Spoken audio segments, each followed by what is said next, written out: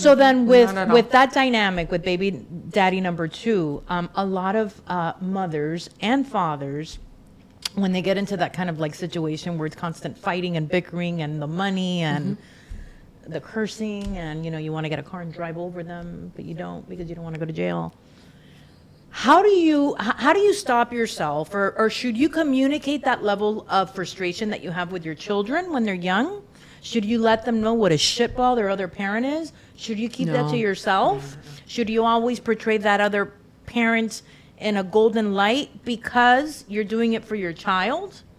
How do you deal with that? Because obviously your kid's gonna see that the parents do not get along, the parents are fighting. They're gonna overhear you saying something negative. Maybe they hear you fighting on the phone and cursing each other out. So at that point, do you address it with them? And at what age do you address kind of like, listen, clearly you see that your father and I want to kill each other. Well, in my situation, right, I'm only speaking for myself, and I'm not saying this is right or wrong because, I didn't speak good or bad. I didn't speak. Right. Just because me and him, baby daddy number two, which is the father of my two younger ones, we didn't speak, period. He didn't call me, I didn't call him. I ain't asking you for nothing. You don't ask me. So we had no, in reality, form of communication. Whether it was verbal, written, there was no communication at all. There was no opportunity to fight. There we go. So that's you phrased it perfectly. There was no opportunity to fight. Okay, so I don't know good. if that was a good or bad thing. And I never really discussed anything with my kids, nor good nor bad. And I was like, if they ask me anything one day, I'll address it, which they never really did. And I says, and anyway, they're gonna grow, and they're gonna see it for years themselves. are gonna go by, and they're gonna realize, like they do in life, they're gonna realize the person. There's this that he is. There's this divorce attorney that I've been following on social media. His name is James Saxton, I think it is.